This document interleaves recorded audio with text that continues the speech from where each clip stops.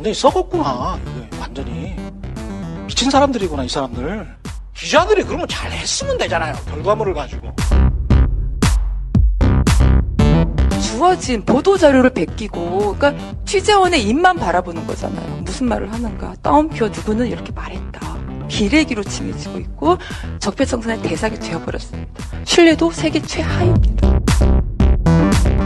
그 기자단 문제나 출입 처제도에 대해서 문제를 제기했던 언론인들이 재직 중에는 얘기를 안 한다는 겁니다. 전부 다 퇴직 이후에 얘기를 하더라고요. 출입처는 그냥 독점, 담합, 불완전 자본주의, 사이비 민주주의입니다. 공정하고 경쟁적이고 정의로운 자본주의와 민주주의를 구현하는 언론이냐, 그런 시스템이냐? No! 절대 아닙니다.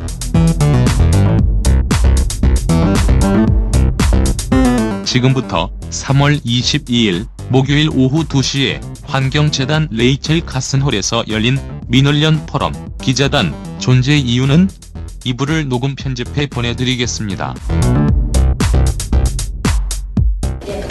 그러면 사실 지금 궁금한 게 많은데 이제 기자단의 폐해에 대해서 물론 지금 오마이뉴스 시즌제에 대해서 그렇지만 정수를 말해주신 기자 이게 지금 이미 들은 이야기 말고 조금 더 문제점. 그러니까 이제 사람들이 되게 복잡해요. 기자단, 뭐 기자실, 브리핑룸, 뭐 출입 기자, 개념도 굉장히 복잡하고요. 그래서 실제로 취재하는 데 있어서, 그러니까 우리 취지는 이제는 그 시민 기자 시대고 누구나 기자가 될 수, 이름 미디어가 이제 될 수 있는 그런 시대에 뭔가 기존의 그야말로 권력 집단 같이 돼버린 이것에 이제 문제가 심각하다라고 보는 것이기 때문에 이 부분은 어떻게 우리가 개선해야 되는지에 대해서 합리적인 좀 그런 지금 문제점도 얘기해 주시고 대안도 좀 얘기해 주시면 좋겠습니다.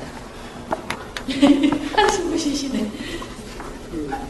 이게 좀 대안이 사실은 노무현 전 대통령이 내놓은 사실상의 해체 수준 말고는 사실 저는 대안이 없다라고 생각을 하고 있고요. 그게 이제 극단적인 조치였다라고 하는데 역사가 완전히 한국의 역사는 굉장히 극단적이기 때문에 제가 이 문제에 관련해 가지고 이제 미국의 아주 나이든 저보다 훨씬 나이든 기자, 지금은 한 60이 훨씬 넘었습니다. 미국에서 아주 명망 있는 기자 한 분이랑 이야기를 했었어요. 미국 유학 시절에 야, 우리는 말이야 삼성이나 정부 부처에 가면 이렇게 의자도 있고 책상도 있고 밥도 같이 먹어. 이렇게 이야기를 했어요. 그러니까 야, 그렇게 삼성이 잘해주냐? 언론 자유가 만개한 국가네. 그러면서 농담을 하는 거예요. 비웃듯이. 직감적으로 알고 있는 거죠. 아, 담합구조구나. 쟤들 담합구조구나. 그걸 아주 유명한 탐사보도 기자인데 직감적으로 알아요. 야, 우리도 그러면야 백악관에 좀 의자도 좀 많이 놔달라 그러고 어디 월마트 같은 데도 그런데 방을 만들어 달라 그래야 되겠다. 이런 식으로 농담을 하는 거예요. 이렇게만 생각을 해보시면 될 것 같습니다. 그러니까 먼저는 독자와 시청자 관점으로 결과물 가지고만 이야기를 하면 될 것 같아요. 그러니까 지금 나오는 출입처에서 나오는 기사가 다양하냐, 획일적이냐, 전부 획일적이에요. 아까 오마이뉴스 기자도 이야기했지만 출입처 안 가졌을 때 특종 많이 했다 그러잖아요. 언론의 역사가 그래요. 우리나라뿐만이 아니고 워터게이트 사건도, 워터게이트 스캔들도 출입처 기자가, 국회 출입처 기자가 한 게 아니고 사건 기자가 한 거거든요. 그 결과물들이 독자 시청자 관점으로 봤을 때 다양하지도 않고 심지어는 포괄적이지도 않아요. 그러니까 어떤 파업이 일어나면 노동부 출입 기자하고 산업부 출입 기자하고 각각 다른 소리를 하는 거예요. 산업부나 정경련 출입하는 기자들은, 재계 출입하는 기자들은 파업이 나쁜 짓이다라는 식의 기사를 쓰고, 노동부 출입하는 기자는 그래도 노동적인 관점에서 좀 기사를 쓰는 거예요. 포괄적으로 한 기사 내에서 완결된 기사 구조를 볼 수가 없는 나라입니다. 자기들 출입처에서는 그게 어떤 맥락이 있고 자기들 출입처 관리에 편할지는 모르지만 오히려 독자나 시청자 입장에서는 그 행간의 의미를 이 사람은 노동부 출입 기자였지, 그러니까 이렇게 썼나 보구나. 이 사람은 재계 출입 기자였으니까 이렇게 썼나 보구나. 이거를 아주 독자나 시청자가 굉장히 똑똑해가지고 그걸 다 파악해야 되는 구조예요. 그런 엉터리 결과물을 내놓고 그게 기사라고 신문에 30 몇 면에 쫙 까는 거예요. 그래서 니들이 알아서 읽어. 포괄적인 기사는 없어요, 우리나라에. 아주 드뭅니다. 그러니까 이제 이런 엉터리 기사를 만들면서 독자와 시청자 관점은 전혀 아니고, 그러니까 현재 기사의 보도 그 분량이랄지 양이랄지 이런 것들이 굉장히 많게만 하고 굉장히 하질의 기사가 나오는 이유는 뭐냐? 돈 때문이에요. 비용 절약하려고 출입처를 해서 아까 풀단 이야기하지만 자기들은 이 신문 기사에서 공정한 자본주의 경쟁 이야기하지만 공정한 자본주의 경쟁이 아니잖아요. 출입처는 그냥 독점, 담합, 불완전 자본주의, 사이비 민주주의입니다. 떼거리즘이에요. 다르게 정의할 수가 없어요. 공정하고 경쟁적이고 정의로운 자본주의와 민주주의를 구현하는 언론이냐, 그런 시스템이냐? 절대 아닙니다. 거기서 바꾸면 되는 거죠. 아주 단순합니다. 예? 근데 자꾸 기자들 이야기만 하고, 기자들이 그러면 잘 했으면 되잖아요. 결과물을 가지고. 결과물이 세월호 참사 때도 엄청 출입처를 해가지고 잘 했으면 되잖아. 오보를, 잘못된 정부 보도자료를 바로바로 즉각 바로잡고 9시 뉴스 있을 때까지 한 열 몇 번 행안부 보도자료 나왔는데 그거 그대로 해가지고 정부 빨아주기만 하는 보도를 1, 2주 동안 하는 그런 언론사들이 그게 무슨 출입처 시스템이 무슨 이익이 있다는 거죠? 독자와 시청자 관점에서. 독자와 시청자 관점에서는 아무런 이익이 없어요. 쓰레기 기사가 90%, 10% 정도 읽을 만한 기사. 그 읽을 만한 기사도 곰곰이 보면은 다 기획 기사. 산업부고 노동부고 발로 뛰어다녀서 하는 기사. 앉아서 안진뱅이 기사 하면 전부 쓰레기 기사 나오는 거죠. 한 3, 4시간 만에 쓰는데. 3, 4시간이 뭡니까? 1, 2시간 만에 쓰는데. 하루에 이미 언론재단에서 발표를 했습니다만 하루에 보통 4, 5건씩 쓰는 거 아니에요. 평균 기자가. 어떻게 취재를 합니까? 갖다 베끼는 거지. 보도자료 베끼든지, 보도자료 베끼기도 싫으니까 연합뉴스 갖다 베끼는 거지. 연합뉴스가 오보를 하면 그러니까 다 오보를 하는 거죠. 국제뉴스도 뭐든 간에. 그런 시스템 아닙니까? 지금 이것도 현재적이면 김영란법을 사실상 무력화시키고 폐지시킨 게 출입처 기자들이에요. 29,900원씩 얻어먹으면서 밥 먹으러 아직도 다 따라다닙니다. 세종시는 그냥 정신 없습니다. 10만 원씩도 먹습니다. 저녁에 한 끼 술까지 해가지고 싹 해서 10만 원씩 먹는 게 아주 그런 식당들이 있어요.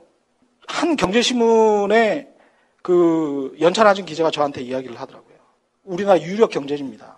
이번에 삼성 이전 관련 판결 보도에 있어가지고 법조 기자들이 썼는지 삼성 출입 기자들이 대거 투입됐는지 한번 봐보세요. 삼성 출입 기자들이 대거 투입됐다는 거예요. 왜? 너무나 입장을 대변을 잘해주니까. 그게 출입처 기자의 속성이에요. 출입처의 입장을 대변해 주는 것.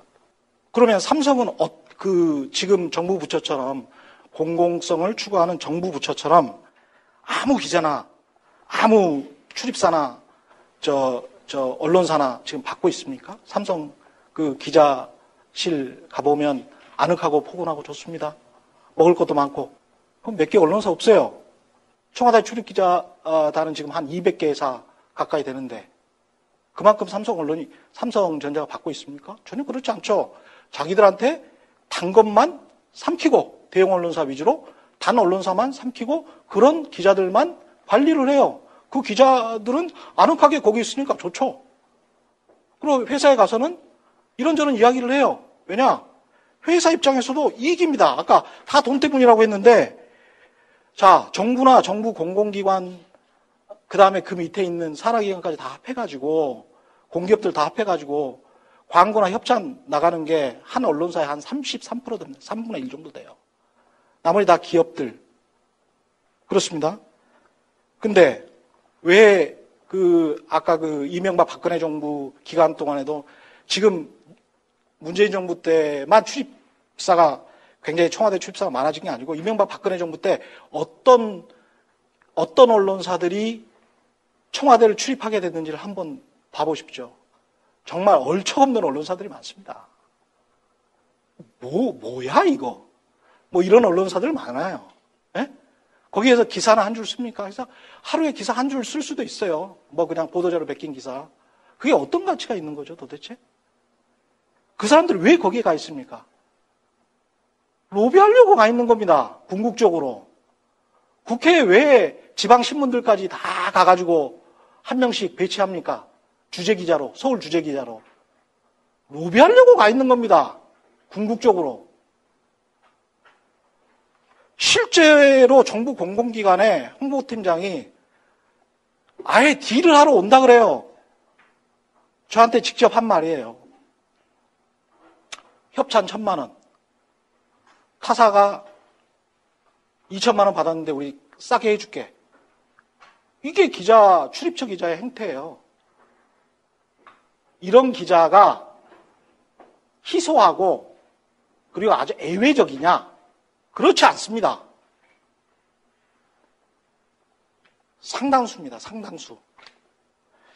제가 KBS 미디어 포커스에 있을 때 이 출입처 기자들의 폐쇄성을 적나라하게 본 게 제가 KBS 기자인데 보도제작국에서 근무한다는 이유로 외교통일부에 나가는 선임 기자의 칼럼을 비판하는 보도를 하기 위해서 그 사람을 인터뷰하러 외통부 출입기자실로 로비에 있어요. 그래서 들어가기가 쉬워요. 다른 정부 부처에 비해서.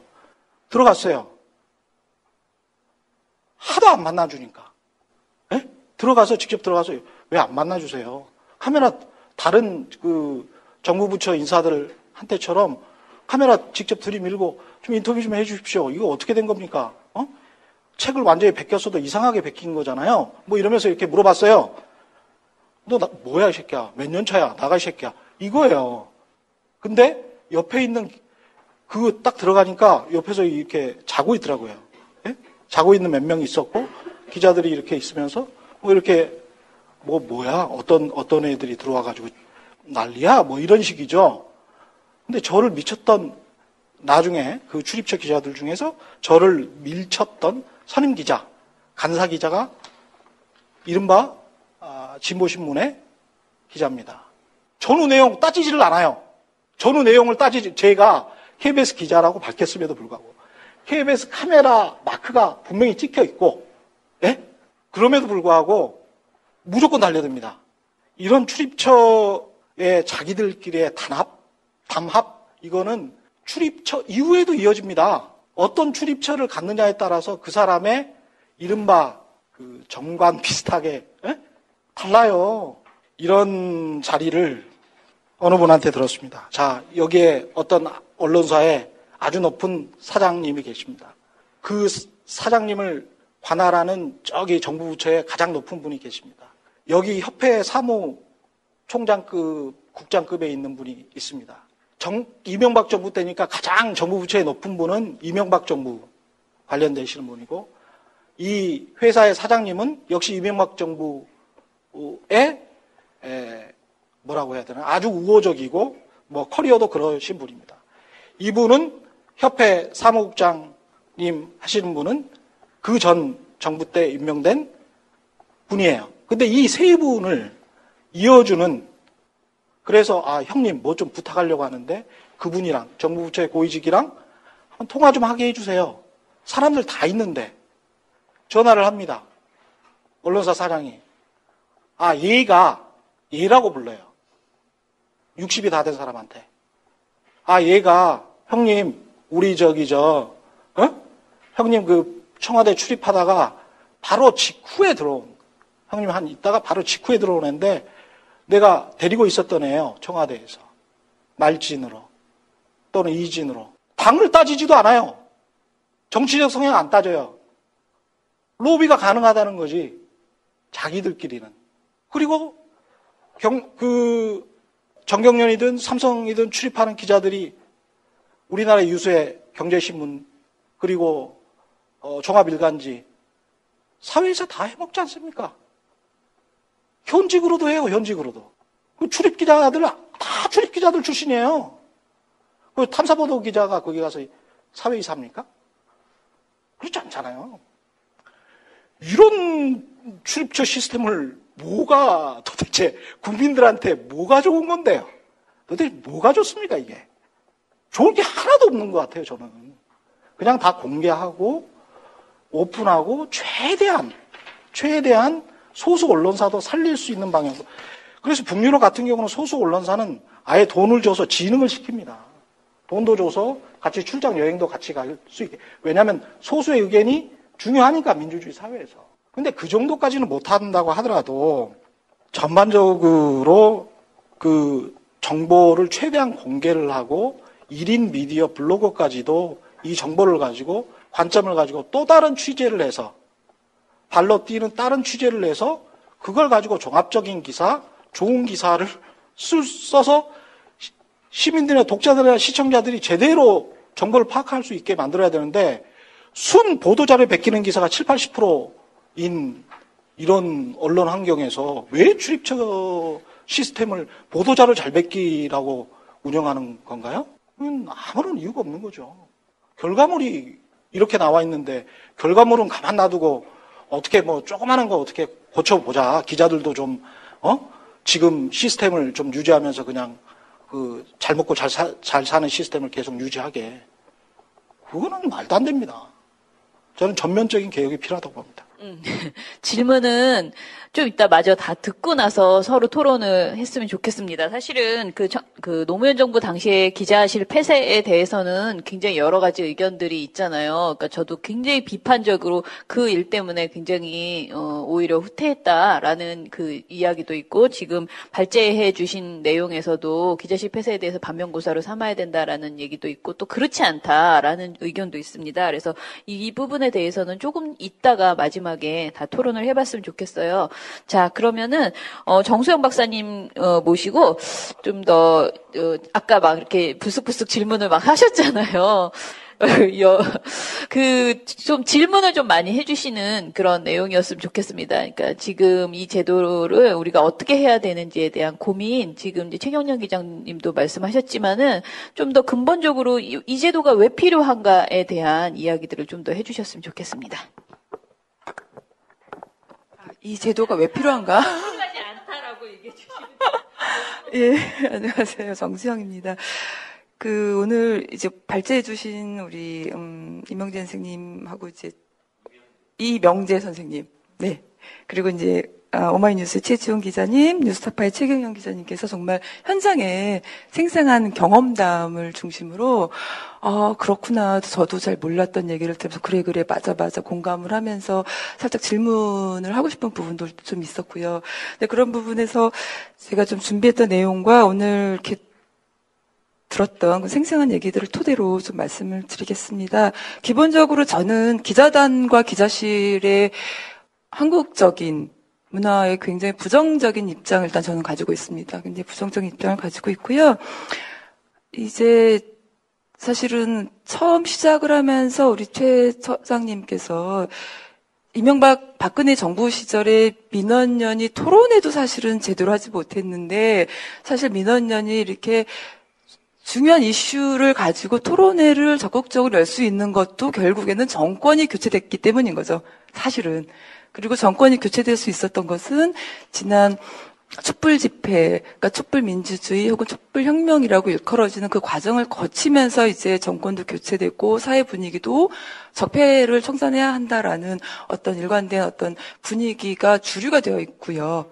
그런데 다들 인정하시고 아시겠지만 언론 보도가 촉발을 한 게 맞습니다.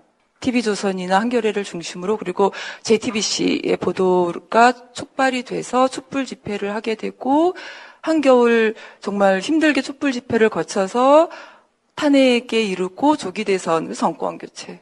맞습니다. 당시에 언론 보도가 얼마만큼 우리 사회에서 중요한 역할을 하는가 실감을 할 수 있었죠. 그럼에도 불구하고 지금 그러니까 적폐를 청산을 해야 하는데 그 중에 굉장히 중요한 적폐 청산 대상이 언론입니다. 분명히 언론 적폐 그리고 기레기 확산되고 있고요.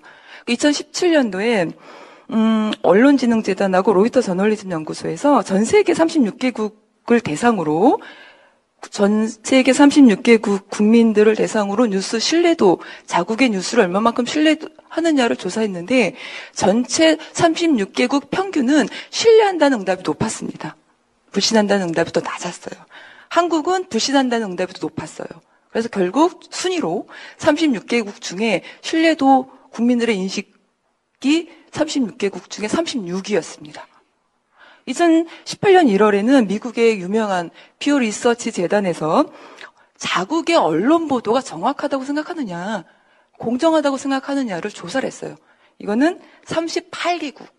그중에 우리나라는, 그러니까 여기서도 평균은 정확하다, 공정하다라는 인식이 높았어요. 전 세계 평균은.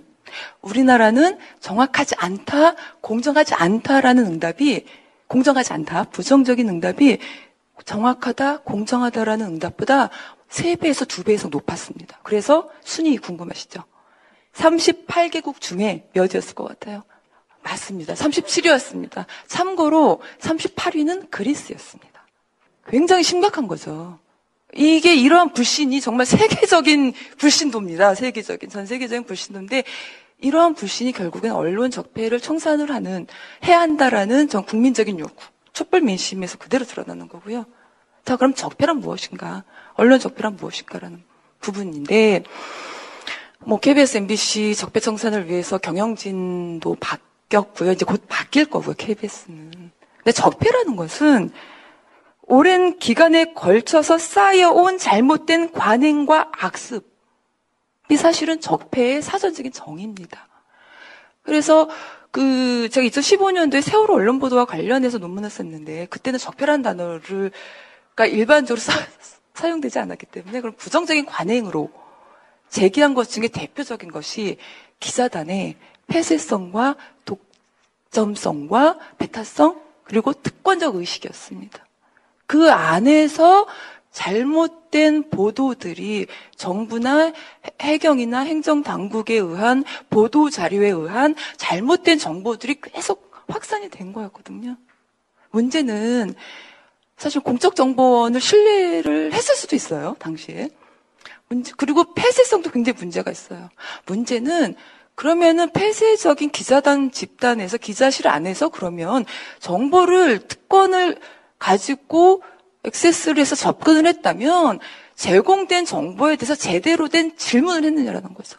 최소한의 의심을 했느냐, 합리적인 의심을 했느냐, 없었던 거잖아요. 오히려 당시에 어떤 그런 보도들에 대해서, 잘못된 보도들에 대해서 다른 소수 언론 매체나 비주류 언론 매체나 인터넷 누리꾼들이 뭔가 의혹을 제기하면, 합리적 의심을 제기하면 인터넷 괴담으로 치부를 했거든요. 정부에서. 그런데 그것은 인터넷 괴담이다라는 프레임을 기자단에 들어가 있는 주류 언론사 기자들이 같이 확대 재생산을 했습니다. 그런데 시간이 지나고 나서 보니 그것이 인터넷 괴담이 아니라 사실이었고 팩트였고 진실로 드러나고 있는 게 한두 가지가 아닌 거죠. 그러니까 폐쇄성만 해결이 된다고 해서 기자단 문제가 해결이 되느냐. 과연. 거기에 질문을 하나 좀 던져야 할 것 같고요. 또 하나. 주어진 보도자료를 베끼고, 그러니까 취재원의 입만 바라보는 거잖아요. 무슨 말을 하는가. 따옴표 누구는 이렇게 말했다. 이거를 소극적이고 수동적인 취재 보도 관행으로 이제 일컫는데, 이러한 취재 보도 관행이 또 다른 관행을 만들어내고 있어요.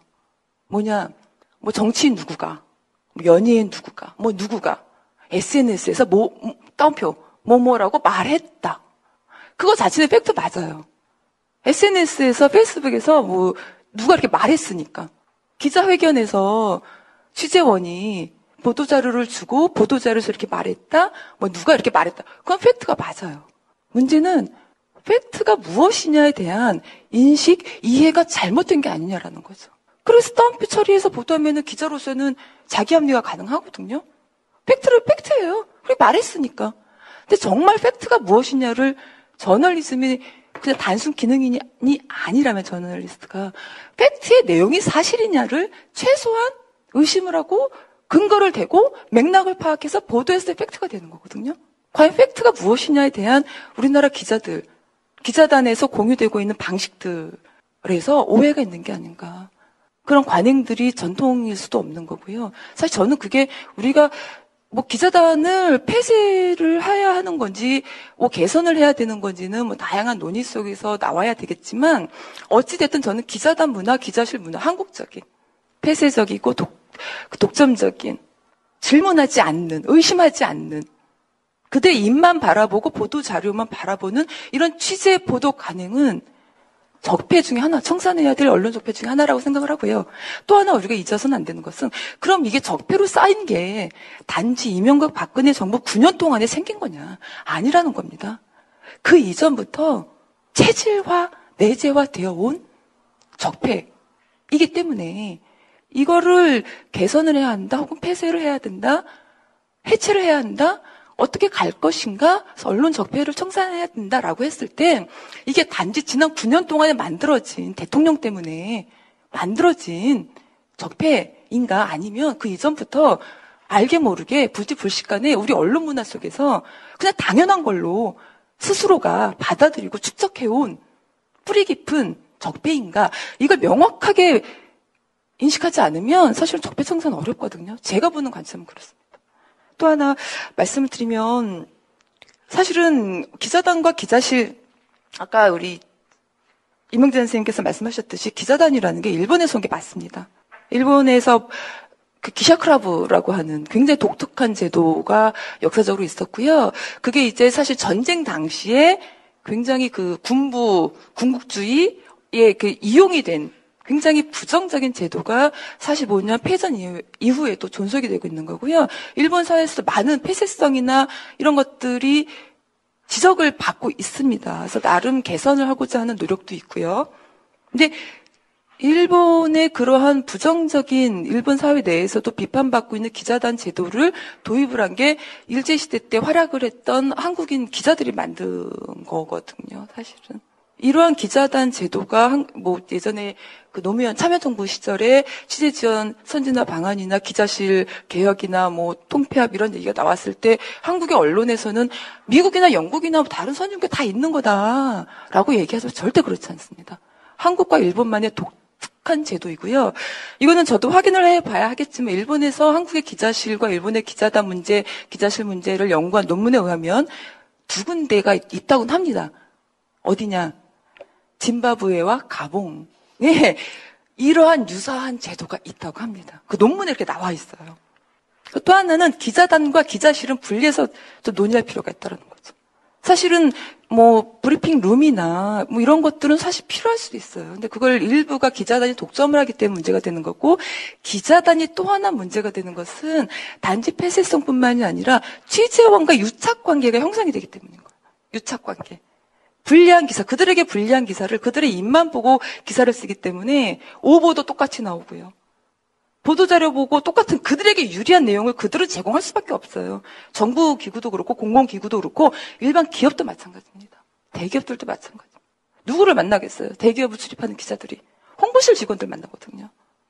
근데 그 유착관계, 평소에 기자단과 그 출입처의 그 기자들을 관리하는 혹은 이런 사람들과 유착관계 가 굉장히 굳건하게 쌓이기 때문에 질문을 못하게 만들고요. 합리적 의심을 못하게 만들고요. 부정적인 비판적인 기사를 쓰기 어렵게 만드는 겁니다. 그러니까 최근에 예를 들면은 그 삼성과 관련해서 삼성을 포함한 대기업이 우리나라 주류 일간지들이나 언론사들의 광고 수입의 몇 %를 차지한다라는 기사들이 최근에 또 나오고 있거든요. 이해합니다. 그런데 또 여기서 또 질문을 좀 던져보고 싶어요. 광고 수입 때문에 어쩔 수 없이 언론사에서 경영상의 판단으로 그 대기업의 부정적인 기사를 못 쓰는 거냐? 아니면 출입처의 그 기업의 담당 기자들이 그 자기가 담당하는 출입하는 기업의 홍보실 기자들과 혹은 그 기업의 어떤 굉장히 중요한 사람들과의 유착 관계가 있어서 기자들이 못 쓰는 걸 수도 있지 않을까. 그 두 가지를 좀 같이 볼 필요가 있지 않을까라는 생각이 듭니다. 그 오프 더 레코드, 뭐 엠바고 좀 길어져서 죄송한데요. 오프 더 레코드나 엠바고를 이제 세월호 때도 그랬고 이번에도 그랬고 오마이뉴스 문제도 그렇고요. 필요한 부분이 있어요, 분명히. 오프 더 레코드가 필요한 부분이 있고요. 엠바고가 필요한 부분이 있습니다. 근데 문제는 오프 더 레코드와 엠바고를 요청하는 취재원의 요청이 정당한가, 그걸 받아들일 것인가 말 것인가 거부할 것인가에 대한 판단을 누가 할 것이냐, 판단 기준은 무엇이냐, 그리고 지켜져야 할 오프 더 레코드와 엠바고를 특종을 위해서, 사익을 위해서 깨트릴 수도 있거든요. 그런 경우는 어떻게 징계를 할 것인가. 이런 부분들은 사실은 필요한 논의이긴 해요. 예를 들면, 예전에, 아주 옛날 사례를 들면, 참여정부 시절에 아프가니스탄이었나요? 샘물교회 소속의 선교를 가신 분들이 인질이 됐었잖아요. 그거 기억나세요? 근데 사실은 그 경우에는 국민의 생명을 구하기 위해서 일정 정도 엠바고 혹은 오프 더 레코드가 필요했던 사안이거든요. 그들은 선교 목적으로 간 게 아니야. 이렇게 정부에서 가서 협상을 하고 있는데 기사 떴죠. 인질로 갔던 그 샘물교회 소속의 그래서 인질이 된 사람들의 그때 아마 싸이 미니 홈피의 사진이 누군가가 기사로 터뜨렸어요. 공항에서 우리 선교 간다라고 찍은 사진을 정부에서 선교 목적이 아니다 관광하러 간 거다 해서 막 협상을 하고 있는데 이런 것들은 사실은 지켜져야 할 엠바고나 오프 더 레코드를 깽겨 맞거든요. 그런 부분들도 있기 때문에 기자단의 문화, 기자단이 왜 존재하는가, 기자단과 또 다른 성격의 기자실 이런 부분들에 대한 그러니까 필요한 부분도 있기 때문에 그런 부분들은 좀 굉장히 성찰적으로 기자 스스로가 성찰적으로 좀 바라볼 필요가 있지 않을까라는 생각이 듭니다. 중국에서 대통령께서 중국 방문했을 때 기자 폭행당했을 때 기자협회나 많은 사람들이 한국 언론에 대한 폭거다, 탄압이다, 대한민국을 무시한 거다라고 보도를 했을 때 인터넷에서의 반응 댓글은 나쁜 댓글도 많지만 이상한 댓글도 도대체 또 무슨 짓을 한 거죠? 거기 가서 우리 기자들 또 무슨 짓을 한 거냐라는 댓글이 일반적이었어요. 근데 거기에 대해서 그런 비판에 대해서 또 기자들은 뭐라고 말을 하냐면 몸빠들이 기자들을 욕한다라는 프레임을 또 만들었거든. 근데 이런 것들이 종합적으로 얽혀서 오랜 시간에 걸쳐서 쌓여서 우리나라 기자들은 정말 고생하시는, 정의를 위해서 고생을 하시는, 진실을 위해서 고생하시는 언론인들 정말 많습니다. 그럼에도 불구하고 기레기로 칭해지고 있고 적폐청산의 대상이 되어버렸습니다. 신뢰도 세계 최하위입니다. 그러니까 이런 것들, 저널리스트란 무엇인가? 스스로가 저널리스트가 될 것인가? 셀러리맨이 될 것인가? 단순 기능인이 될 것인가? 아니 프로페셔널이 될 것인가? 라는 부분에 정말 자유에는 책임이 따르는 거고요. 권리, 특권에는 의무가 따르거든요. 근데 우리나라 언론이 자유와 특권만을 요구하고 책임과 의무는 소홀히 한 결과 오랫동안 지금 이 사태를 만들어냈고 그 중에 굉장히 중요한 요소 중에 하나가 분명히 기자단임에는 틀림없다라는 말씀을 드리고 싶습니다. 네, 그러면 마지막으로 마저 듣고 토론할게요. 박영규 교수님 토론해 주시죠. 마무리 정리 좀 늦게 오시긴 하셨지만 발제문도 미리 보셨고 늦게 와서 죄송합니다. 기자단 존재 이유는 요거 정확하게 좀 정리해 주셔요. 네 편의 발표 논문을 들은 것 같습니다. 그렇죠. 오늘 발제하신 이명재 선생님뿐만 아니라 두 분의 현업에 계신 분들하고 정수영 박사님까지 포함해서 4편의 발제를 들은 것 같은데 저는 아주 좁혀서 얘기를 하겠습니다. 기자단 문제만으로. 95년도에 언론연구원에 제가 이제 학교 가기 전에 근무를 하는데 그 당시 저에게 주어졌던 과제가 기자단 문제하고 이 출입처 제도에 관한 거였어요. 그래서 이제 보고서를 쓰기 시작하면서 자료를 뒤지기 시작했는데 가장 놀라웠던 건 자료가 무척 많다는 거였어요. 또 한 번 놀라운 건 아무리 많은 주장이 있었어도 변한 건 하나도 없구나 하는 두 가지였어요. 근데 재미있는 것은 그 기자단 문제나 출입처 제도에 대해서 문제를 제기했던 언론인들이 재직 중에는 얘기를 안 한다는 겁니다. 전부 다 퇴직 이후에 얘기를 하더라고요. 대표적인 인물이 조영중 선생이나 김경래 선생 이런 분들인데 그거는 최근까지는 마찬가지입니다. 촌지라는 이름의 책을 낸 전직 기자도 재직 중에 절대 그런 얘기를 하지 않았을 사람인데 퇴직한 이후에 얘기를 했고 자 그럼 왜 그런가 하는 건데 저는 이 문제는 해결이 쉽지 않다고 생각하는 게 어느 한 초기 변에서는 불가능합니다. 언론사나 기자 입장에서는 출입처 중심의 취재 제도는 굉장히 취재의 편의성과 경제성 면에서 뛰어난 제도입니다. 아까 여기 최 기자님도 말씀하셨습니다만, 그 다음에 취재원 입장에서 특히 이제 큰 취재원인 출입처들, 정부기관 같은 데서는 언론 또는 좁혀서 기자 관리에 있어서 굉장히 효율적인 제도입니다. 그러니까 피차 간의 이해관계가 맞아떨어지는 지점에서 출입처 중심의 취재제도가 운영이 되고 있고, 그 안에 기자실이란 공간이 있고, 또 그 안에 기자단이라고 하는 조직이 만들어지는데, 저는 이 양자가 동시에 모두 변해야만 가능하기 때문에 결코 변화하지 않을 거라고 생각합니다. 그러면 이렇게 쉽게 변화하지 않는 이유가 뭔가를 잠깐 짚어보고 제 나름대로 이제 개혁방안을 얘기를 할 텐데, 저는 기자단의 긍정적인 의미를 굳이 찾아본다면 오프 더 레코드나 엠바고 같은 것과 관련해서 과당 경쟁이 벌어질 때 방지하는 거, 관리하는 거 있을 수 있겠다.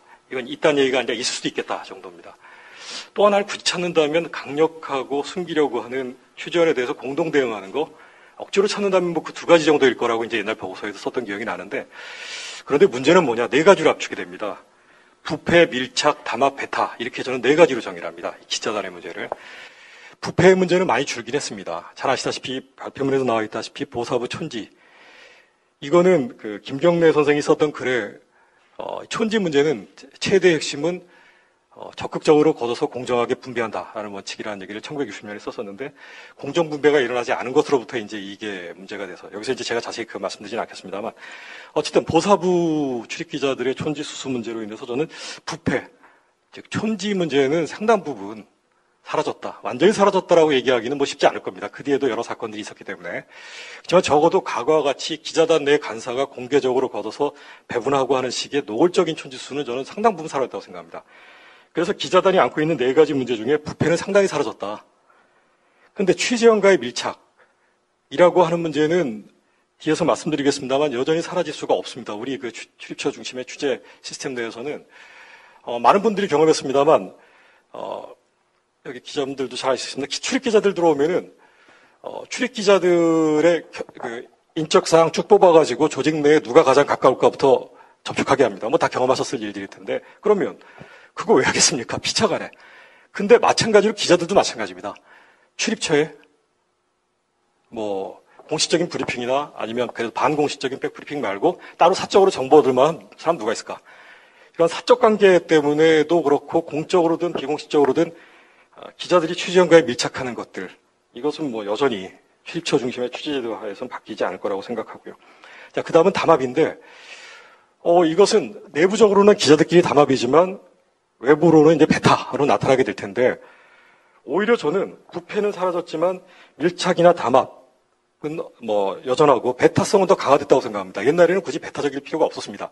들어오겠다고 하는 언론사가 많지 않았는데, 지금은 미디어 환경이 변화하면서 어마어마하게 많은 언론사들이, 과거에 자기들 입장에서는 저것들이 이렇게 생각할 만한 언론사들도 어깨를 나란히 하고 같이 취재하겠다고 들어오겠다고 하니 어떻게 하면 쟤들을 배제할 것인가에 골머리를 났습니다. 그러니까 이 배타의 문제는 새로 생긴 문제입니다. 사실은 옛날에는 굳이 들어오겠다고 하는 언론사가 있는 것이 아니었던 과거에는 별로 그렇게 심각한 문제는 아니었습니다. 그때는 사실은 부패와 밀착과 담합 정도가 문제였는데, 이제는 배타의 문제가 굉장히 중요한 문제로, 저는 그러면 이런 취재원과의 밀착, 기자들 내부의 담합, 타 언론사에 대한 이 배타, 이것을 어떻게 해결할 것인가. 오늘 이 이명재 선생님이 무지 고민을 하셨는데, 저도 이따 질문으로 여쭙겠는데 되게 원론적인 답을 하실 수밖에 없었을 거라고 생각을 합니다. 저도 옛날에 이걸 하면서 95년도에 썼던 보고서부터 시작해서 다시 이렇게 보면서, 아까 제가 서두에 말씀드렸던 대로 이렇게 기자단에 대한 문제를 많이 지적하고 출입처 중심 취재제도를 많이 지적했는데 어떻게 이렇게 하나도 변하지 않을 수 있었을까? 라는 생각을 지금도 다시 또 했습니다. 95년도에 보고서 쓰면서 이런저런 개선 방안을 얘기했고, 그 당시 물이 나왔던 건 뻔합니다. 출입처 취재제도 대신에 주제별 영역별, 즉 이른바 제도로는 팀제나 에디터제 하자는 얘기, 최근에 나온 얘기가 아닙니다. 수십 년 전부터 있었던 얘기입니다. 70년대, 60년대도 있었던 얘기입니다. 자료를 찾아보면은. 지금까지 안 되지 않습니까? 안 되는 데는 구조적으로 안 될 수밖에 없는 이유가 있는 겁니다. 아까 말씀드렸지 않습니까? 언론사나 기자 입장에서는 대단히 편의성과 경제성이 있는 제도이고, 출입처 입장에서는 기자나 언론 관리에 굉장히 효율적인 제도입니다. 그러면 둘이 다 변해야만 가능합니다. 어느 한쪽만 변해서는 안 되는 문제였는데, 그러다 보니까 이 배타성 때문에 요즘은 이 높은 진입장벽을 쌓았는데, 저는 이거 여기 이제 자세히 정리해 주셔서 그렇지만 과거부터도 보수 매체만이 아니라 진보 매체 기자들도 술자리에서 술이 좀 거나해지만 하는 말을 들을 때마다 어떻게 저런 말을 뭐 이런 생각을 했던 적이 있습니다. 언론을 위기화해서 사고하는 방식 같은 것들에 대해서 야 이게 우리 사회는 진보 보수 세대를 막론하고 어디든 자기 영역 안에서 위기화해서 사회를 매기는 것에 너무 익숙하구나. 우리가 이것을 넘어서지 않는 한 이 기자 문제의 배타성 해결이 참 어렵겠다라는 생각을 했는데 그리고 출입처 입장에서 이 취재원 입장에서 아마 출입처 중심 제도를 깨고 언론사가 변한다 해도 받아들이지 않을 겁니다. 자기들 입장에서 이게 훨씬 편하기 때문에 굳이 등록 안 하고 이 친구 저 친구 들락날락해서 이러면 무지골치 아파질 겁니다. 그럼 양쪽이 다 변화되는데 이제 개혁 방안에 가서 나름대로 아까 저는 이명재 선생님께 여쭙고 싶은데 과연 기자단 가입의 합리적인 기준 마련이 가능할까요? 저는 여기에 기자와 출입처와 학계와 시민단체가 모여서 합리적인 기준 마련하자. 저는 이거 불가능하다고 생각하거든요. 어떻게 가능할까요? 여기 각 기자단마다 기준들이 있습니다. 되게 보면은 자기들 남들은 그렇듯하게 만들어놔서 두 가지가 있습니다. 하나는 자격 요건이고 하나는 그 자격 요건이 충족된 이후에 투표입니다. 거의 아마 제가 알기로는 모든 기자단이 그런 걸로 알고 있습니다. 가입 요건이 조금 다를 뿐입니다. 몇 명이냐, 기간이 얼마냐, 이런 것만 차이가 있는 걸로 알고 있습니다. 옛날에도 그 조사를 해보면. 또 하나는 투표입니다. 투표도 이제 약간 과반수가 재적 인원의 반이냐, 3분의 2냐, 이런 차이가 좀 있을 뿐이고, 그런데 현재 그 기자단 가입과 관련된 이런 기준에 합리적인 기준을 마련할 수 있을까? 저는 학계가 참여하든 시민단체가 참여하든 기자단 가입에 합리적인 기준을 마련하는 것은 개인적으로 거의 불가능하다고 생각합니다. 그래서 저는 이명재 선생님께서 아마 이 글을 쓰시면서 굉장히 고민하셨을 거기 때문에 완벽하진 않아도 이명재 선생님께서 생각하시는 기자단 가입의 합리적인 기준, 가이드라인 같은 것들에 대해서 고민하신 게 있으면 좀 말씀해 주시면 좋겠다 생각합니다. 결국은 출입처 중심 취재 제도가 깨지지 않는 한 저는 기자단 문제는 해결되지 않을 거라고 봅니다. 그런데 아까 말씀드렸다시피 언론사들 입장에서 저는 이것도 일종의 제수의 딜레마 같은 거라고 생각을 하는데 정말 출입처에서 받는 보도자를 베껴서 하는 것들과는 다른 기사들을 누군가 내서 정말 수용자들로부터 높은 가치를 인정받고 그런다면 아주 시간이 지나면서 바뀔 겁니다. 결국은 취재 시스템의 변화입니다. 저는 기자단 자체의 변화로는 근본적인 해결이 불가능하다고 생각합니다. 어떻게 해도 아까 말씀드렸던 밀착과 담합과 배타는 바뀌지 않을 겁니다. 아까 제가 그랬지 않습니까? 오면은 이렇게 말씀드리면 뭐합니다만 제가 취재원이 되는 입장, 학교에 있으면서 저도 들어오는 기자들 이쪽 상황부터 봅니다. 이런 현실에서 우리가 결국은 이 취재제도의 변화에 답이 있는데 저는 그러면 이제 노무현 정권 시절의 실패가 어디에 있었느냐? 아까 잠깐 얘기가 있었습니다만 충분한 준비 없이 시작했기 때문입니다, 사실은. 그러니까 언론노조나 기자협회가 당시에 대단히 어정쩡했습니다.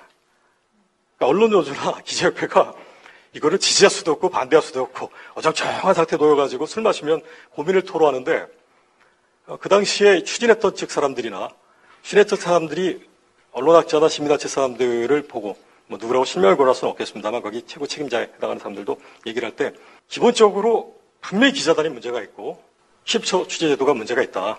그런데 그런 출입처 취재제도 하지 않고도 취재할 수 있는 준비가 충분하지 않은 상태에서 기자실 폐쇄를 갑자기 하는 것은 분명히 보수 언론만이 아니라 진보 언론으로부터도 반발을 불러일으킬 거라고 얘기를 했음에도 강행을 이렇게 이제 결국 진행이 됐는데 당시 여기 언론노조의 고민이 잘 묻어 있습니다. 여기 언론노조가 발표한 입장이 여기 나와 있죠. 이명재 선생님 발표문에도 아주 원론적인 얘기를 할 수밖에 없었어요. 저는 언론사들에게 변화를 요구하려면 당시에 기자실 폐지로 바로 할 게 아니라 출입처 제도 같은 것들이 무력화될 수 있는 정부의 충분한 준비가 있었어야 됩니다. 근데 당시 브리핑을 충실히 하겠다 이랬지만 그 공무원들이 준비가 안 돼 있었습니다. 브리핑을 한다는 건 결정된 정책을 단순히 말로 전달하는 게 아니라 정책 결정 과정에 대한 충분한 이해를 가지고 어떤 질문이 나와도 답할 수 있는 수준의 외국과 같은 브리핑이 되어야 됩니다. 우린 그게 정권 핵심부가 관심을 가지고 있다고 해서 각 부처의 공보 담당 공무원들이 갑자기 그런 능력을 갖추게 되냐? 전혀 불가능한 일입니다. 상당히 오랜 기간 준비했었어야만 가능한 일입니다. 그러니 언론사는 의지가 없고 정부는 준비가 없는 상태에서 시작이 된 기자실 폐쇄는 당연히 보수 언론뿐만 아니라 진보 언론의 반대. 그럴 때 이제 진보 언론이 왜 반대했느냐를 단순히 기자단 또는 출입처, 취재제도에 익숙해 있어서만이라고 얘기할 수는 없는 측면이 분명히 있습니다. 그래서 저는 아주 짧은 기간 내에 이 기자단 문제를 해결할 방법은 없다고 생각합니다, 개인적으로. 그래서 일단 출입처 중심의 취재 시스템을 깨려고 하는 모든 언론사는 아니라도 뉴스타파를 포함해서 오마이뉴스 이런 언론사서부터 좀 더 깊이 고민하고, 물론 쉽지 않을 겁니다. 이른바 주류 언론이라고 할 때 여기서 말하는 건 보수 언론만 얘기하는 게 아닙니다. 기자단 내임이 다 들어가 있는 주류 언론들, 보수 언론 포함해서 진보 언론들까지 이런 언론사들이 쉽게 변하지 않을 겁니다. 보수 언론만이 아니라 진보 언론도 쉽게 안 바뀔 겁니다. 그래서 외곽에서 점점 이런 출입처 취재 시스템을 무력화시키는 노력들이 좀 충분히 축적이 되고, 문재인 정부에서 과거의 노무현 정권과는 다르게 충분한 준비를 가지고 전문성을 갖추고 보도자료를 배포하는 수준을 넘어서서 아주 의례적으로 결정된 것들을 단순히 그냥 줄줄이 읽어나가는 정도의 브리핑을 훨씬 넘어선 브리핑을 할 수 있고, 그래서 그러한 것들을 다 공개하고 하는 이러한 노력들이 동시에 진행되어야만 상당히 오랜 시간이 지나서 이 기자단 문제 또는 출입처 중심 취재제도는 바뀔 거라고 생각합니다. 그래서 단기간에 화끈한 처방을 우리가 생각한다면 굉장히 답답할 수밖에 없지만, 우리가 기본적인 방향은 같이 논의해서 찾아낼 수 있기 때문에 그러한 기본적인 방향을 향해서 시간을 가지고 차근차근 노력해가는 게 필요할 거라고 생각을 합니다. 예, 이상입니다. 예. 박석은 대표님 혹시 질문 더 있으시면 저희가 마저 받아서 임명재 선생님이 그 발언을 해주시는 걸로 할게요. 좀 기자단 출입처 제도를 무력화시킬 여러 가지 정부 차원의 조치를 초기, 중기, 말하자면 말기라보다는 초기, 중기, 말하자면 마지막 단계, 이렇게 해서, 완성 단계, 이렇게 해서 좀 논의가 되면 좋겠다는 생각입니다. 사실 가려고 했는데. 일단은 대표님께서 답변하시는 게 제일 좋을 것 같아요. 예, 아까 물어보신 분들이 많아가지고요. 지금 우리 박 교수님이 마지막에 저한테 질문하셨던 기자단 가입의 합리적인 기준을 과연 이게 말을 하는 게 가능하냐, 이 질문을 해주셨는데, 저야말로 그걸 좀 묻고 싶어지는데요. 그런 답변을 좀 달라고 하는, 저로서는 좀 질문에 가까운 얘기입니다. 다만 근데 그 정도, 일단은 지금 생각할 수 있는 현실적인 방안은, 일단은 원칙은 좀 그게 돼야 되지 않겠느냐, 그렇게 얘기를 했던 것이고요. 최경영 기자님이 말씀하신 기자단 지금 당장 그야말로 과감하게 해체해야 된다. 저는 결론은 전폭 동의합니다. 또 아까 박 교수님이 말씀하신 것처럼 현직에 있을 때는 얘기를 않다가 이제 바깥으로 나와서야 그런 얘기를 하는 것에 대해서 또 이제 말씀하셨는데 저 역시 마찬가지입니다. 현직에 있을 때는 늘 또 그 기자단에 소속이 돼서 참 안이하게 또 그런 기자 생활을 했었죠. 하지만 이제 그런 가운데서도 아무튼 이제 이게 좀 적지 않게 문제가 있다 하는 그런 것에 대한 고민이 좀 있었는데 제가 해체라고 하는 어떤 그 목표에는 동의하지만은 제가 지금 여러 가지 얘기 방안들 또 현실에 대해서 많이 고려해야 한다 이런 얘기를 했던 것은 저는 이게 좀 원인들이 복합적이기 때문에 복잡한 문제는 좀 복잡하게 풀 수밖에 없지 않는가, 이런 생각입니다. 결국 간단하게 좀 풀기는 어렵다. 그런 생각이고요. 그래서 어떻게 이걸 복잡하게 풀기 위한 그런 많은 논의와 그런 지혜들을 강구할 것인가, 그 점이 제 얘기의 핵심이다. 그렇게 좀 봐주시면 좋겠고요. 구체적으로 들어가면은 사실 지금 과거의 기자단의 운영에 비해서 전혀 나아진 게 없다. 이렇게 말하면 사실 그거는 너무 좀 극단적인 것이겠죠. 하지만 그것이 과연 의미 있는 변화냐? 거기에 대해서는 저로 자신 있게 그렇다라고 얘기하기는 힘듭니다.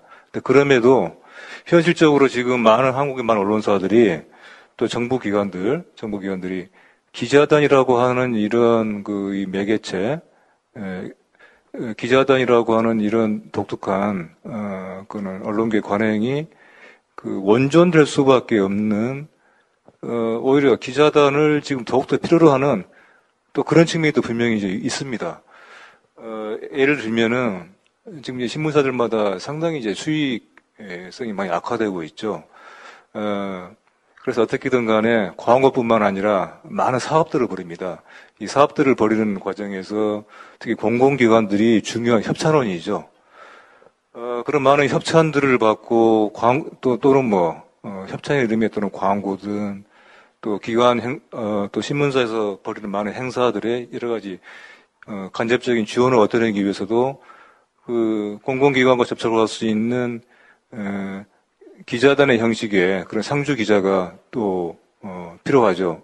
그러니까 제가 이제 필요하다라고 보는 것이 아니라 실제로 이제 많은 언론사들이 지금 그런 필요에 의해서 기자단에 대한 그런 요구가 분명히 있다는 것이죠. 그래서 이렇게 과거하고 유사하면서도 또 다른 그런 새로운 상황들이 지금 복합적으로 작용하고 있다고 보고요. 그래서 거듭 말씀드리지만은 이 문제를 그래서 복잡하게 풀기 위해서는 어떤 그 전제 조건, 어떤 노력들, 어떤 다각적인 처방이 필요하냐 그런 얘기를 좀 하려고 했던 것입니다. 또 지금 우리 장수영 교수님 말씀하신 것처럼 기자실과 기자단을 또 분리해서 볼 필요가 있다고 보고요. 또 장 교수님 말씀하신 것처럼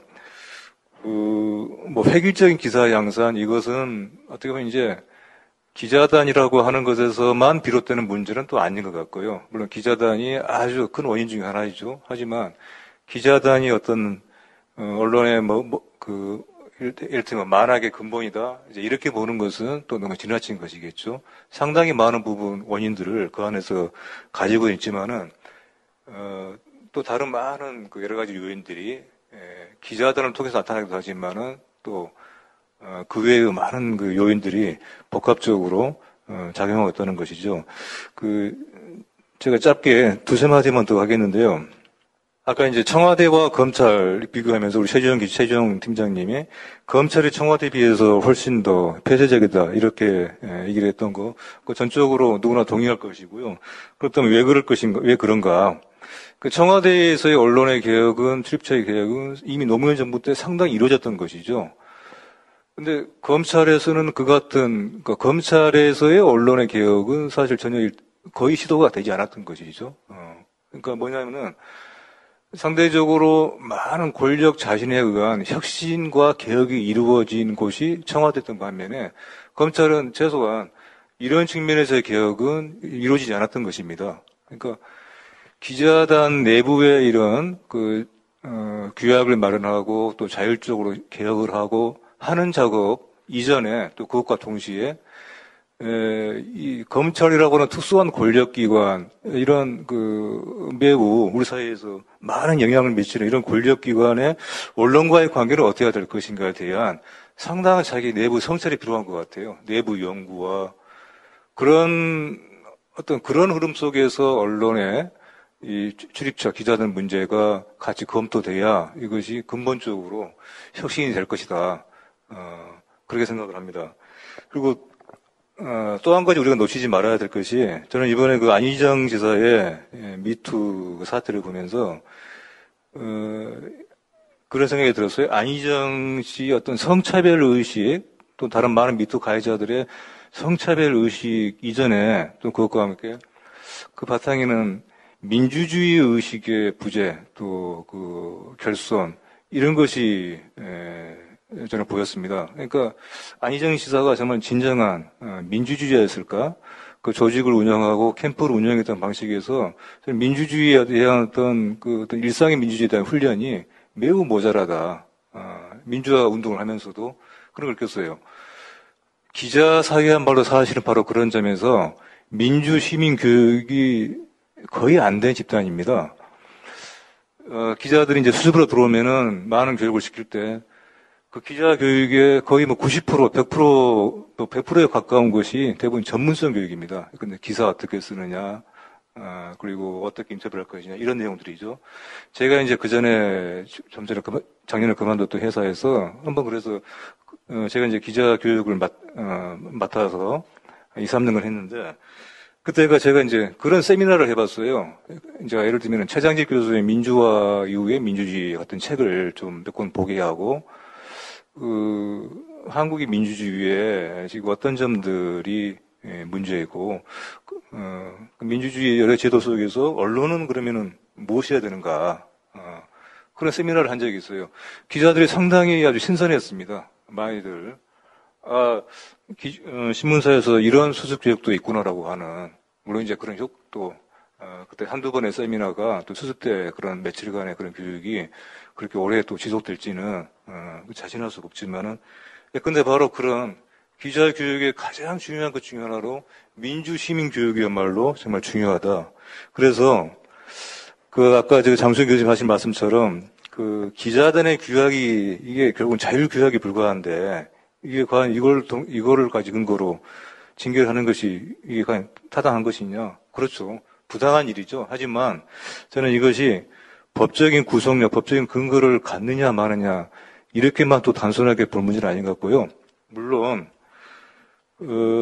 기자실 운영에 대해서 상당히 법적인 근거를 갖출 필요가 있습니다.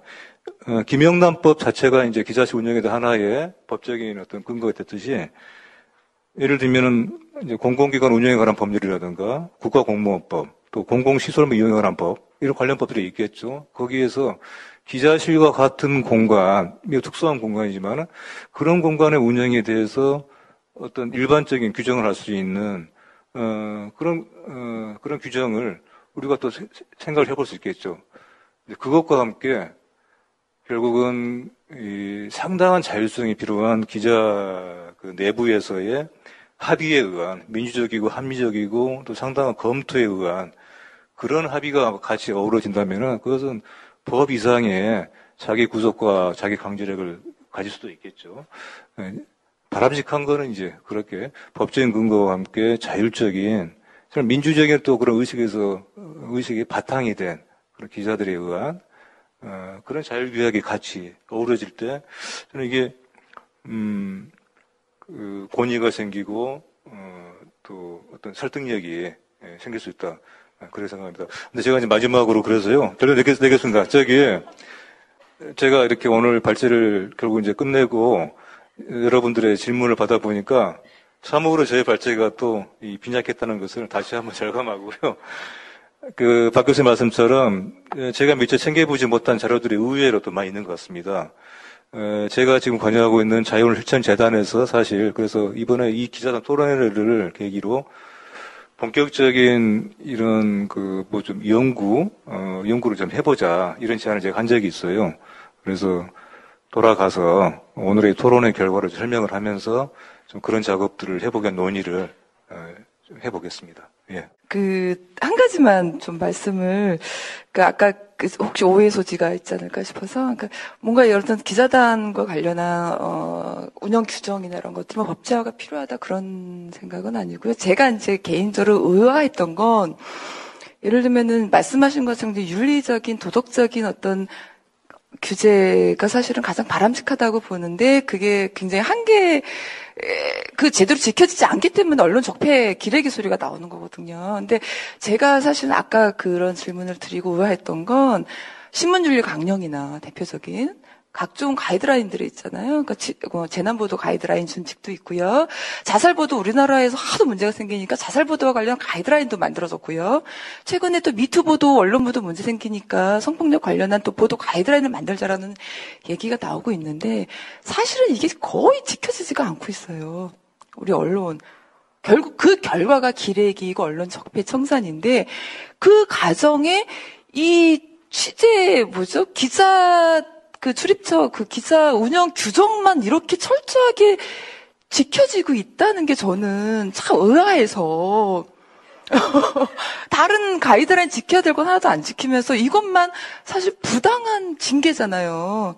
근데 이것만 모두들 지키고 있다라는 게 저는 의아해서 이렇게 질문을 드렸던 겁니다. 네.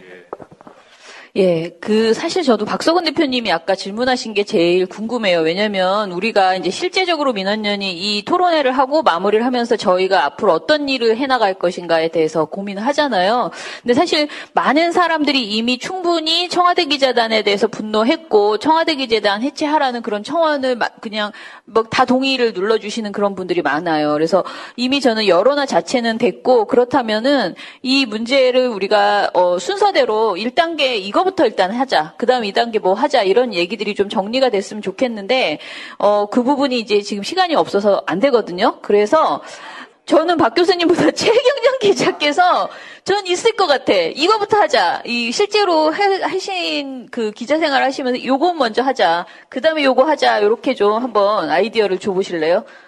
출입처 시스템, 아까 출입처가 아니라 취재 시스템을 바꾸자고 하셨지 않습니까? 근데 이제 KBS 탐사보도팀이 제일 처음에 그 노무현 정부 때 발족됐을 때 우리가 그 슬로건이 그거였어요. 보도 자료와 같은 기사를 배포한다. 그게 이제 저희의 슬로건이었는데 보도 자료를 받지 않겠다라는 거죠. 그러니까 보도 자료에 상응할 정도의 기사를 발표해서 다른 타사 기자들이 그걸 보고 뭐 독자적으로 따로 취재를 하든지 아니면은 받아쓰기 하든지 그게 이제 저희의 목표였고 그게 특종이나 단독이라는 의미가 아니고 의미 있는 보도를 독자적으로 하겠다라는 건데 이게 너무 돈이 많이 들고 너무 시간이 많이 걸리기 때문에 박 교수님 말씀하신 대로 그 거의 불가능하고 각 언론사가 이렇게 비용이 많이 들고 이익은 전혀 안 남는 이런 보도에 어떤 투자할 리가 없기 때문에 할 수 있는 지금 가장 당장의 방법은 지금 현재 청와대가 하는 것처럼 좀 더 많이 공개를 해서 거의 백브리핑 수준까지 다 공개를 하고 그걸 파일로 올려놓고 그리고 그걸 아무나 퍼가게 할 수 있고 그거를 아무 때나 그리고 말이죠. 출입 기자단들한테 제발 부탁하고 싶은데 한국 출입 기자단들처럼 게으른 사람들이 없어요. 아니 청와대가 페이스북에 뭘 올리면 왜 몇 시에 올리지 않았냐고 그 항의를 하는 기자들이 어디 있습니까? 그거는 정말 그거는 기본이 안 된 거죠. 그러니까 뭘 페이스북에 올렸고 뭘 보도자료를 냈으면 이 경쟁체제라는 건요, 공정 경쟁체제라는 건 가서 지가 먼저 먹어서 빨리 보도를 하고 확인을 하고 그래서 빨리 보도를 하면 그게 공정 경쟁인 거지 다 어떻게 1시에 모든 출입 기자단이 다 떠 드세요라고 하면서 숟가락 갖다 바치는 게 체질화되어 있다라는 이야기예요. 그거를 컴플레인하는 기자들의 마인드 자체가 그게 이제 젊은 기자가 컴플레인을 했더라고요. 제가 보니까 청와대 출입 기자에 완전히 썩었구나. 이게 완전히 미친 사람들이구나 이 사람들. 자본주의 하지 말자는 이야기네. 뭐 이런 이야기예요. 그러니까 기본적으로 자본주의라도 제대로 하자라는 거죠. 이 공정하고 경쟁적으로 정보를 섭취할 수 있게끔 심지어는 1인 미디어조차도 그렇게 할 수 있게끔 정보를 확장적으로 확 열어줘라. 정부에서부터. 그게 첫 단계고 그렇게 할 수 있도록 좀 공무원들도 교육시키고 그 정신없는 기자들도 아까 굉장히 좋은 말씀 하셨는데 이명재 선배님께서 그 민주시민 교육을 정말 기자들이 먼저 좀 받고 언론인이 됐으면 좋겠다 이런 생각을 갖고 있습니다. 네. 예, 제가 진짜 마무리할 거거든요. 지금 37분인데요.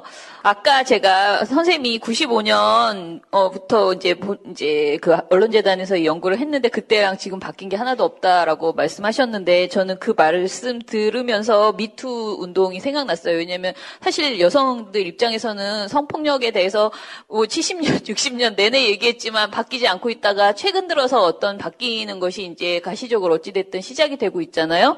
그것처럼 저는 이 문제도 이렇게 계속 고착화되면서 점점 썩어서 정말 적폐가 너무 심각해져서 더 이상은 이게 이제 수습이 불가능한 상황이 지금 왔다라고 보고요. 이제 여기서 우리가 어떻게 개선할 것인가를 지금부터 논의해서 시작하면 될 것이다라고 저는 좀 희망적으로 보고 있습니다. 그러니까 95년에 비해서는 그래도 나아졌다라고 생각하고요. 이제부터 저희도 이제 열심히 이 주제에 대해서 관심을 갖고 해 나가겠습니다. 저희 민원연 포럼이라고 해서 처음에 제가 말씀을 드렸는데 이렇게 좀 간지러운 궁금한 주제들, 논의가 필요한 내용들 저희가 좀 더 찾아내서요. 되도록이면 매달. 네, 박성원 대표님 한 말씀. 제가 10년 동안 민원연 대표를 했는데 굉장히 토론회를 요소요소에 많이 했습니다. 늘 이명박 박근혜 시절에도 많이 했다는 거. 다만 최근 1년은 좀 줄었어요. 왜냐? 각 보도가 너무 문제 많은 게 쏟아져 나와가지고 모니터링 하느라고 너무 기력이 소진돼가지고 역량상 약간 뜸했던 면이 있었다. 그래서 정권 교체 내지 옛날에 못했던 눈치 보는 못하고 이런 건 전혀 아니다. 예, 그건 아마 제가 처음에 말씀드릴 때 저희가 이제 그 정책 개발에 대한 토론회를 못한 시절이 최근에 있었다라고 말씀드려서 그렇습니다. 저희가 민원연 포럼으로 좀 좋은 주제 찾아내서요, 많이, 앞으로 거의 매달은 조금 너무 야무지지만, 자주 하겠습니다. 예, 그러면은 좀 더 앞으로 관심 가져주시고, 오늘 많이 안 오셨지만, 저는 인터넷 생중계로 또 많이 됐고요. 그리고 관련 내용들 저희가 정리해서 좀 더 공유해 보도록 하겠습니다. 예, 그러면 이것으로 오늘 민원연 포럼 기자단 존재 이유는 마치겠습니다. 감사합니다.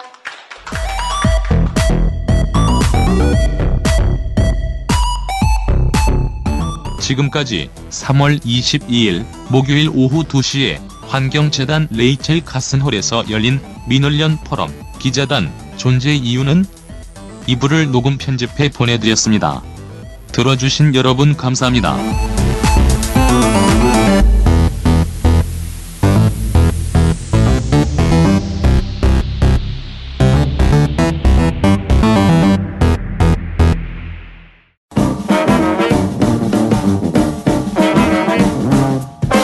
여러분, 미디어 탈곡기 잘 들으셨나요? 민원연은 1984년부터 우리 사회 언론 민주화를 위한 걸음을 우직하게 걷고 있습니다. 특히 왜곡, 편파, 막장 뉴스가 만연한 상황에서 민원연의 언론 감시 활동은 더욱 중요합니다. 민원연 회원이 되어 저희에게 힘을 주세요. 민원연 홈페이지 ccdm.or.kr에 오셔서 회원가입을 신청하시거나 02-392-0181로 전화 주시면 됩니다. 한 달 10,000원의 회비가 언론을 바꿉니다.